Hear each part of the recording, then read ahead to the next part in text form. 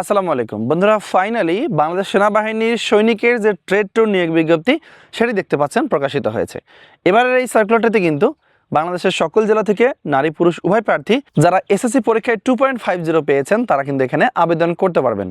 So আবেদন শুরু কবে শেষ কবে, কীভাবে আবেদনটি করতে হবে, আবেদন করতে আপনার বয়সটা কীভাবে হিসাব করতে হবে, সব কিছু কিন্তু আমি এই ভিডিওতে A to Z আলোচনা করব। আশা করি আপনারা ধৈর্য সহকারে সম্পূর্ণ ভিডিওটা দেখবেন।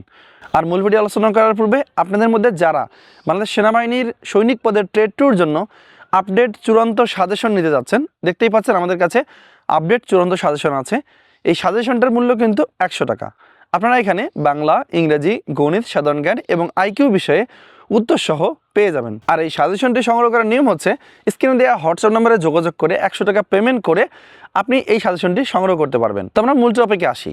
যখনই কোনো বাহিনীর যে কোনো ডিফেন্সের চাকরি যখন নিয়োগ বিজ্ঞপ্তি প্রকাশিত হয় তখন কিন্তু সবাই আগে দেখে যে কী উচ্চতা, ওজন এবং বয়স প্রয়োজন হবে। তো যেমনটা আপনারা দেখতে পাচ্ছেন এই সার্কুলারটিতে কিন্তু যারা পুরুষ প্রার্থী তাদের ক্ষেত্রে উচ্চতা হতে হবে 5 ফুট 5 ইঞ্চি। যারা ক্ষুদ্র নিগোষ্ঠী পুরুষ প্রার্থী তাদের ক্ষেত্রে 5 ফুট 4 ইঞ্চি লম্বা হলেই আবেদন করা যাবে। এরপর আসি নারী প্রার্থীর ক্ষেত্রে বলা আছে 5 ফুট 1 ইঞ্চি লম্বা হলেই নারী প্রার্থীরা আবেদন করতে পারবে। এরপর আসি, এখানে ওজন দেয়া আছে যারা পুরুষ প্রার্থী তাদের জন্য হচ্ছে 49.90 কেজি, মানে প্রায় 50 কেজি, এবং যারা নারী প্রার্থী থাকবে তাদের জন্য ওজন হচ্ছে 47 কেজি। এখানে দেওয়া আছে ন্যূনতম বুকের মাপ যারা পুরুষ প্রার্থী তাদের জন্য হচ্ছে 30 ইঞ্চি এবং বুক ভরা শ্বাস নেওয়া অবস্থায় 32 ইঞ্চি হতে হবে। এবং যারা নারী প্রার্থী আছে তাদের ক্ষেত্রে স্বাভাবিক অবস্থা হচ্ছে 28 ইঞ্চি এবং স্ফীত অবস্থায় 30 ইঞ্চি হতে হবে। এখন বলে দেবো আসলে শিক্ষাগত যোগ্যতা।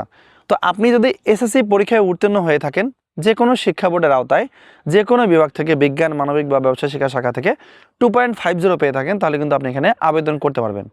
ঠিক আছে, এই বিষয়টা অবশ্যই খেয়াল রাখবেন।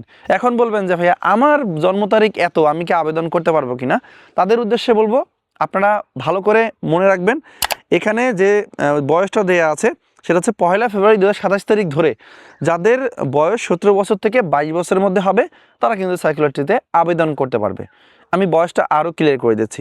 এখানে দেখতে পাচ্ছেন আপনাদের যাদের জন্ম তারিখ 1-2-2005 সাল থেকে 1-2-2010 সালের মধ্যে হবে, আমি আবার বলে দিচ্ছি, আপনাদের যাদের জন্ম তারিখ 1-2-2005 সাল থেকে 1-2-2010 সালের মধ্যে আপনার জন্ম তারিখের রেঞ্জটা পড়বে, শুধুমাত্র সেই সকল নারী পুরুষ প্রার্থীরা এই সার্কুলারটিতে আবেদন করতে পারবেন। এখন একটা প্রশ্ন আমাকে করতে পারেন যে ভাইয়া সেনাবাহিনীর ট্রেড 1-এ যারা আবেদন করছে, যেটাকে সেনাবাহিনীর সৈনিক বলে থেকে আমরা, ডিসেম্বরে প্রকাশিত হয়েছিল, ওই সার্কুলার আর এই সার্কুলার যে পদটা সৈনিক পদ এটা একই কিনা? এটা অবশ্যই একই পোস্ট, মানে এটা সৈনিক, তবে ক্যাটাগরিটা ভিন্ন। আশা করি আপনারা বিষয়টা বুঝতে পেরেছেন। এখন আমি বলে দেব এই যে আপনি আবেদন করবেন, আবেদন করার ক্ষেত্রে কোন কোন পদে বা কোন কোন ট্রেডে আপনি আবেদন করতে পারবেন। সো এখানে ট্রেডগুলো আপনারা দেখতে পাচ্ছেন। প্রথমে যে ট্রেডটা দেওয়া আছে সেটা হচ্ছে কুক ইউনিট। এই কুক ইউনিটে কিন্তু আপনার মেসের জন্য আছে, আবার কুক হাসপাতালের জন্য আছে, আবার দেখতে পাচ্ছেন ব্যান্ডসম্যান নেওয়া হবে, আবার পেইন্টার নেওয়া হবে, এরপর পেইন্টার অ্যান্ড ডেকোরেটর নেওয়া হবে, এরপর দেখেন কার্পেন্টার নেওয়া হবে, এরপর টিন স্মিথ নেওয়া হবে। এই টোটাল 8টা ক্যাটাগরির পদে কিন্তু নিয়োগ বিজ্ঞপ্তি প্রকাশিত হয়েছে। এখন বলে দেবো আসলে আবেদন শুরু কবে শেষ কবে, আপনারা কিভাবে আবেদন করতে পারবেন, কত টাকা খরচ হবে। সো এখানে দেওয়া আছে 8 মার্চ 2026 তারিখ থেকে আবেদন শুরু হবে। আমি আবার বলে দিচ্ছি 8 মার্চ থেকে আবেদন শুরু হবে, যা কিনা চলবে 7 এপ্রিল 2026 তারিখ। সো এই সময়ের মধ্যে আবেদন করতে হবে। আর আবেদন করতে খরচ হবে মাত্র 300 টাকা। আপনারা যারা নির্ভুলভাবে চাচ্ছেন আবেদন করে নিতে তারা অবশ্যই আমাদের দেয় হোয়াটসঅ্যাপ নম্বরে যোগাযোগ করে আমাদের ফি এবং আবেদন ফি দিলে আমরা আপনাদের আবেদনটি নির্ভুলভাবে করে দেব। বিগত যে সার্কুলারটা ছিল বাংলাদেশ সেনাবাহিনীর সৈনিকের ট্রেড 1 যেটাকে আমরা বলে থাকি, ওখানে কিন্তু অনেক ভাই বোনের আবেদন করে দিয়েছি, তারা বিশ্বস্ততার সহিত আবেদন আমার মাধ্যমে করায় নিছে। সো যারা আবেদন করতে চান নির্ভুলভাবে তারা স্ক্রিনে দেওয়া হোয়াটসঅ্যাপ নম্বরে যোগাযোগ করে প্রয়োজনীয় ফি দিয়ে আবেদন করে নিতে পারেন। বাংলাদেশ সেনাবাহিনীর এই ট্রেড ট্যুর সার্কুলারটিতে কিন্তু আপনাকে অবশ্যই আবেদনের জন্য মিনিমাম 35 মিটার সাঁতার জানতে হবে এবং আপনাকে অবশ্যই অবিবাহিত হতে হবে, মানে বিয়ে হয়ে যাবে না। এখন এই যে সার্কুলারটি আছে, আপনি যখন মাঠে যাবেন আসলে কোন কোন কাগজপত্রগুলো সাথে নিয়ে যাবেন এই বিষয়টা আমি এখন আপনাদেরকে বলে দিচ্ছি। তো প্রথমে এখানে দেয়া আছে যে শিক্ষাগত যোগ্যতার মূল সনদ অথবা মার্কশিট ফটোকপি হলে অবশ্যই সত্যায়িত হতে হবে, তবে মূল কপি পরবর্তীতে প্রদর্শন করতে হবে বা দেখাতে হবে। এবার আসি সংশ্লিষ্ট শিক্ষা প্রতিষ্ঠান প্রধান কর্তৃক স্থায়ী ঠিকানা এবং জন্ম তারিখ সম্বলিত মূল যে প্রশংসাপত্র দিয়েছে বা আপনি পেয়েছেন সেটা কিন্তু কপিটা অবশ্যই আপনাকে মূল কপি সাথে নিয়ে যেতে হবে। এরপর অভিভাবক সম্মতিপত্র, আপনি যে বাংলাদেশ সেনাবাহিনীতে যোগদান করতে চান এই মর্মে একটা অভিভাবক সম্মতিপত্রের প্রয়োজন হবে, যেখানে উল্লেখ থাকবে যে আপনার বাবার বা আপনার মায়ের বা আপনার অভিভাবকের কোনো ধরনের কোনো আপত্তি নেই। আর এই অভিভাবক সম্মতিপত্রটা কিন্তু ডান পাশে আপনার বাবার স্বাক্ষর থাকবে এবং বাম পাশটাতে আপনার ইউনিয়ন পরিষদের চেয়ারম্যানের স্বাক্ষর বা ওয়ার্ড কাউন্সিলরের স্বাক্ষর অবশ্যই নিতে হবে। এটার মূল কপি প্রয়োজন হবে। এরপর আসি আপনার জন্ম নিবন্ধন সনদপত্র এবং এনআইডি কার্ডের কপি। যদি আপনার জন্ম নিবন্ধন সনদ তো সবার হয়ে গেছে, তো যদি এনআইডি কার্ড না হয়ে থাকে তাহলে জন্ম নিবন্ধন সনদের মূল কপিটা সাথে নিয়ে যাবেন। আর এনআইডি কার্ড হয়ে গেলে তো কোনো কথা নেই, এনআইডি কার্ডের কপিটাও সাথে নিয়ে যাবেন। এরপর নিয়ে যেতে হবে পিতা এবং মাতার যে স্মার্ট কার্ড বা জাতীয় পরিচয়পত্রের কপিটি আছে সেটা অবশ্যই সত্যায়িত করে নিয়ে যেতে হবে। এরপর ছবিতে আসি, ছবি হচ্ছে পাসপোর্ট সাইজের ছবি। এখানে বলে দেওয়া আছে পাসপোর্ট সাইজের ছবি হচ্ছে 6 কপি আর এসএম সাইজের ছবি হচ্ছে 2 কপি। অবশ্যই আপনাকে এগুলো সত্যায়িত করে নিয়ে যেতে হবে। আর ছবির ব্যাকগ্রাউন্ড হবে নীল রঙের। এখন বলবেন ভাই কাদের কাছ থেকে আমরা সত্যায়িত করে নেব?